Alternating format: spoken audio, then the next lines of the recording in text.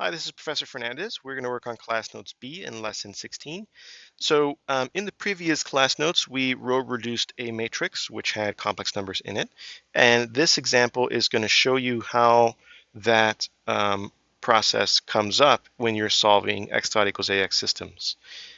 Sometimes you get complex eigenvalues, and that's what's going to happen here, and you'll have to do that row reduction. So let's get started here. So based on everything we talked about in the previous lesson, the first step is going to be to find the eigenvalues of this matrix. So I'm going to subtract lambda from the diagonal, take the determinant, and set it equal to 0. I'm just going to move over this -2 here so it doesn't look like it's part of the first 3 minus lambda element. All right, so what's the, oops, I forgot to subtract lambda from the diagonal down here. Determinant here equals 0. And I take the determinant, so I get 3 minus lambda, -1 minus lambda, minus -8, so plus 8. And then I multiply things out. So -3 minus 3 lambda, plus lambda squared, plus 8 equals 0.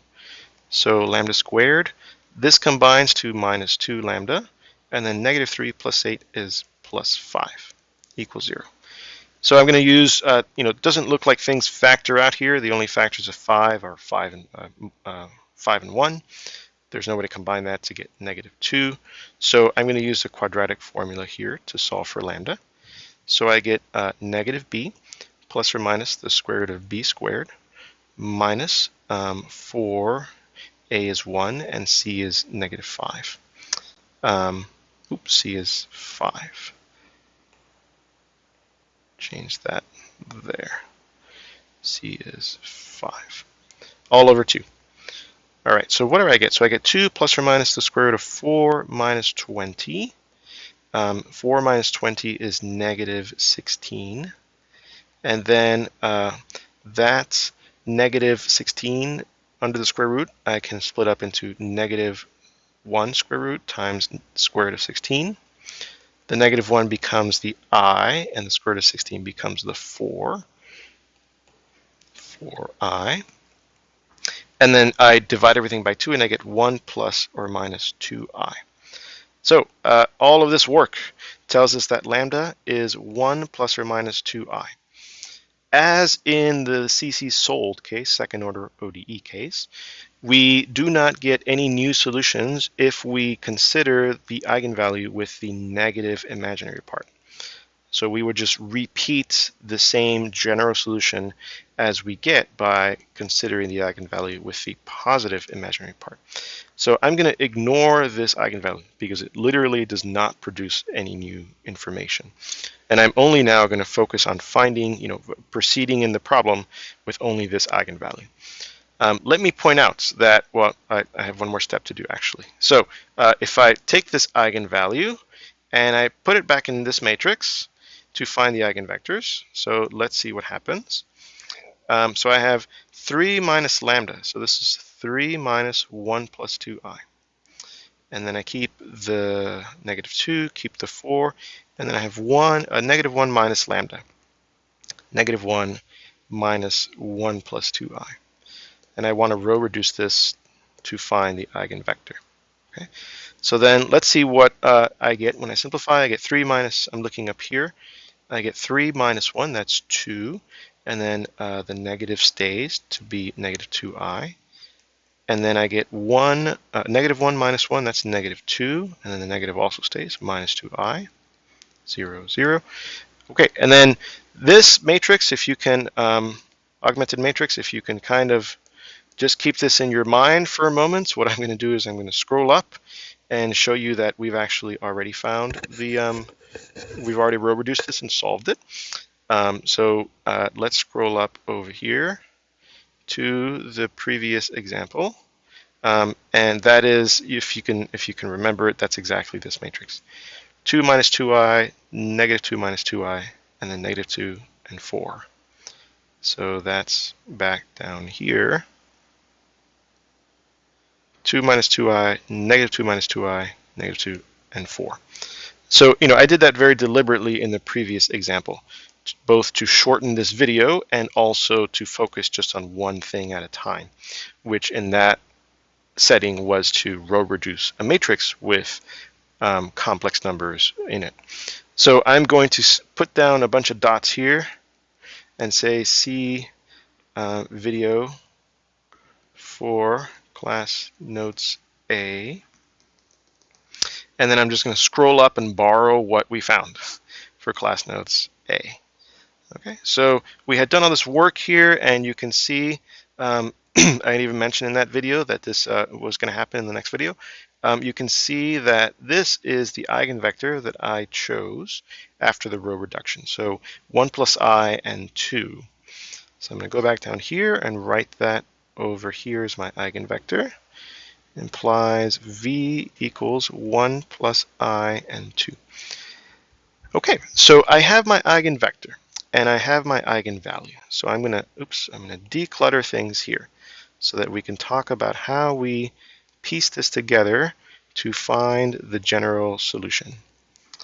So I'm going to delete all this stuff and then delete all this stuff. Okay, so first of all, remember that in these x dot equals ax systems, we have a general form for the solution. It has the form eigenvector times e to the eigenvalue times t. So that's the first thing I'm going to do. I'm going to write that down with this eigenvalue and with this eigenvector, and then we're going to talk about what's right above this class notes, which is how to take that, because in this case it involves complex numbers, and expand it or extract from it the two real value solutions. So this implies that the vector value solution is eigenvector e to the eigenvalue times t. Okay, complex value solution, we would like real value solution. So what do? This is where I'm effectively going to do this step by hand, all of this multiplying and factoring to get us here. You don't have to. I'll show you at the end how you could just look at this and write down the two real value solutions. But that's kind of like a plug and chug type thing, and I'd rather avoid that. I'd rather you understand how to do this. So I'm going to do that first. Okay, so what do I do? Well, the first thing I want to do is I want to split everything up into the complex form. So this vector 1 plus I and 2, I'm going to split it up into a vector that does not have any i's, and then a vector that has i's. So this is I and 0. All right, and I'm going to keep splitting things up here in more and more, breaking things down into simpler and simpler expressions. So there'll be lots of equal signs. So now for this part, I'm going to split this into e to the t times e to the 2it. Okay, made some progress there. And then over here, I'm going to keep this 1, 2, and I'm going to factor out the I to make it 1, 0. All right, so that's looking great. And then e to the 2it, I'm going to use Euler's formula here. This is going to be cosine of 2t plus I sine of 2t. Great. And then I'm going to move this e to the t to the front. And I'm going to open a new brackets here, and then I'm just going to point out that I'm going to be multiplying these two brackets. This one, and I'll put this one in brackets just so we're a little consistent here. So now I'm going to multiply these two brackets. You might at this point be getting worried that the expression keeps getting bigger and bigger, but it will collapse pretty soon. So how am I going to multiply this? I'm going to multiply this just like if it was, x plus 2 times, y minus 1. I'll do the same thing. I'll multiply these, then those, then those, then those. So it's the same process, just looks a little different. So I'm going to multiply these two and get cosine of 2t times 1, 2. Great, then I'll multiply this one times that one, plus I sine of 2t times 1, 2, and then this term times that term, plus I cosine 2t times 1, 0, and then this term times that term. I have an I times an I, that's a I squared minus 1. sine 2t times 1, 0. See if I could fit the brace here. Almost. Okay, so now I just collect like terms. You know, the worst is over.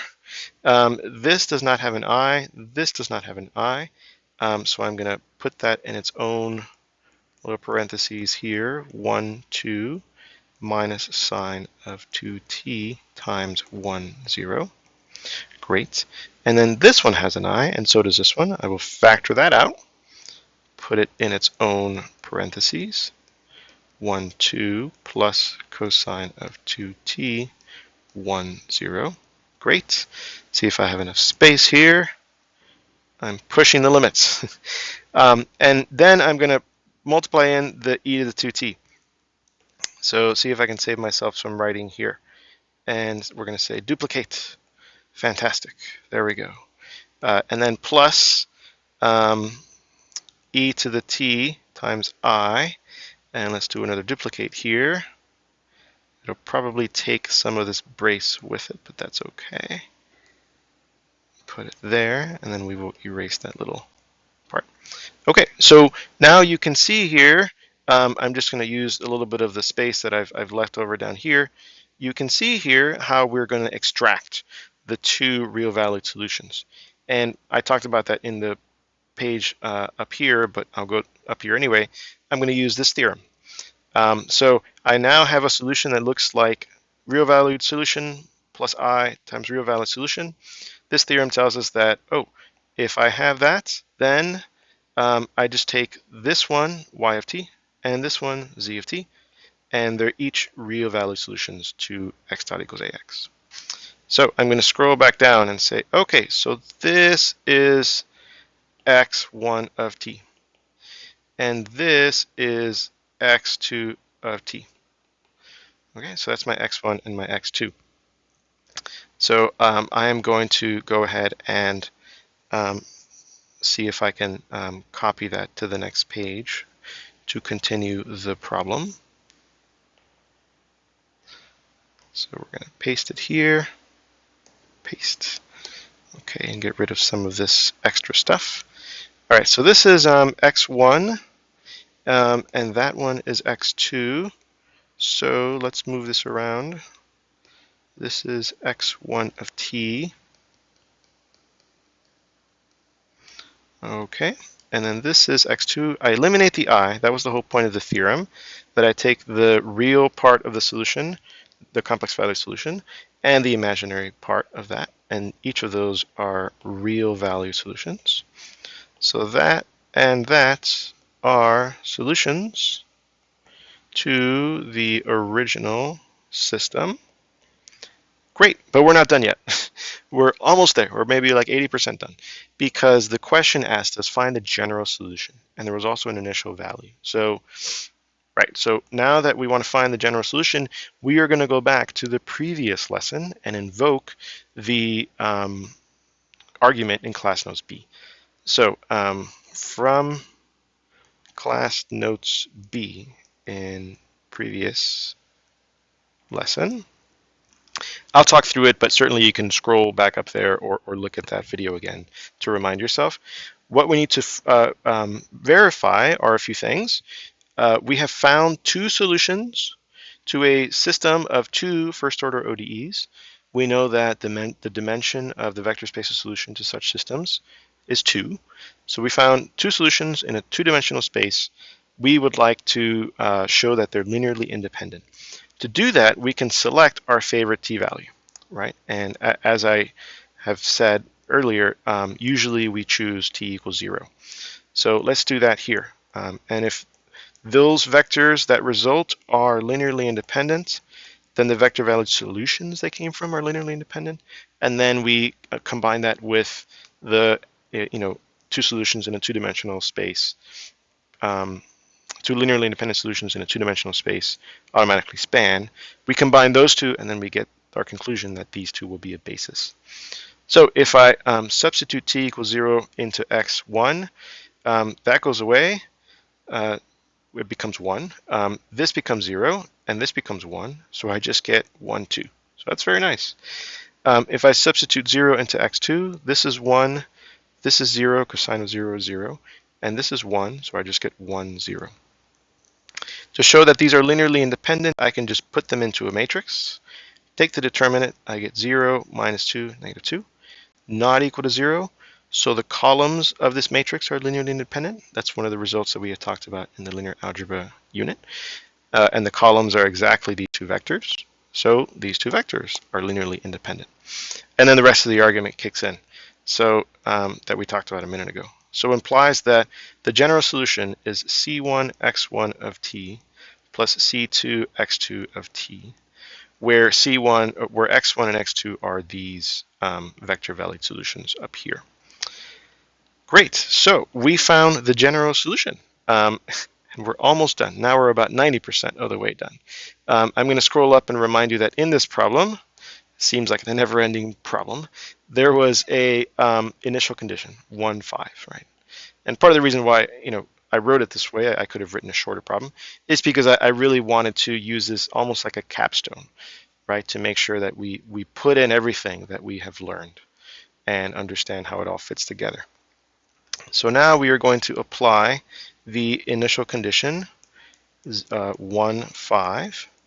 And how do I do that? Well, x of 0 equals 1, 5 equals, based off of this, c1 times x1 of 0 plus c2 times x2 of 0.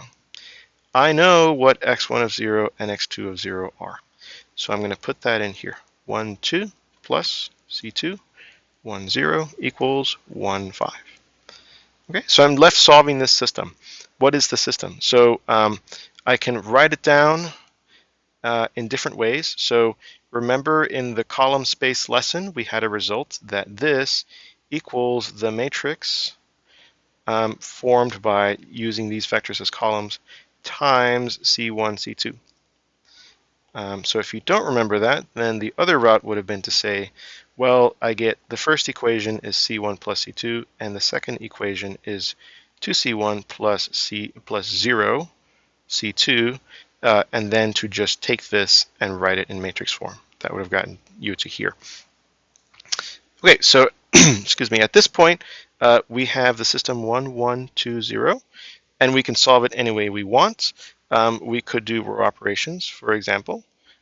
We could also use this expression of the system, or we could also use Cramer's rule. So just again, reminding you of all the options we have.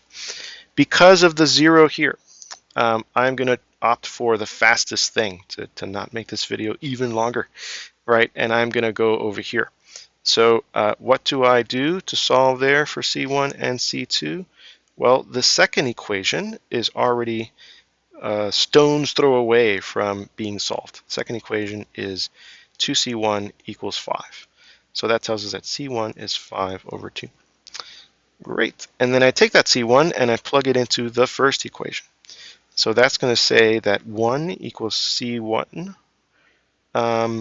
plus, oops, that's the thing we already know. 1 equals 5 halves plus c2. So c2 is 1 minus 5 halves, which is 2 over 2 minus 5 over 2, which is negative 3 over 2. So that's my c2 value. So then if I go back to my general solution, which I have up there with the star, and I now put in what my final solution is to the initial value problem, then I am going to be done with this problem. So what do? I get c1 is 5 halves x1 of t minus or plus c2, which is minus 3 halves x2 of t, where x1 and x2 were above, right? These two vector valued solutions. All right, so I won't write that out to save time on this video, but as a recap, if we go back to where this started, eons ago, this is the system that we were trying to solve. And we solved it by eigenvalues, eigenvectors. We got a complex eigenvalue. We ignored the negative imaginary part because that does not produce a new general solution. It duplicates the general solution we get with the positive associated with the positive imaginary part. We found the eigenvector. There it is. We decomposed it, right, in this fashion. You could have avoided, sort of this step, all of this work, if you went up and you just used this version of this formula for extracting x1 and x2. Talking through very quickly how that would have gone, you would have gone back up here. So once you have the eigenvector and you decompose it into this plus I times that, you would know what v1 and v2 are. What are they in this problem? Here it is. This is v1, this is v2, right? This is v1 plus I v2. And then the eigenvalue, this has always been alpha for us, this has always been beta. So knowing v1, v2, alpha, and beta, rather than doing all the multiplication that I did, we could have, bear with me for a second while I find where we were, more or less. Rather than doing all the multiplication that we did, you could have used that v1, v2, alpha, beta right here. v1, v2, v1, v2, and then alpha and beta to write out x1 and x2. All right, so a few ways you could do that. Thanks for sticking around. This is the longest problem that we solved in the course, somewhat by design, but also because things get complicated when you have complex numbers around. Classic math pun. Great, so I'll see you in the next video.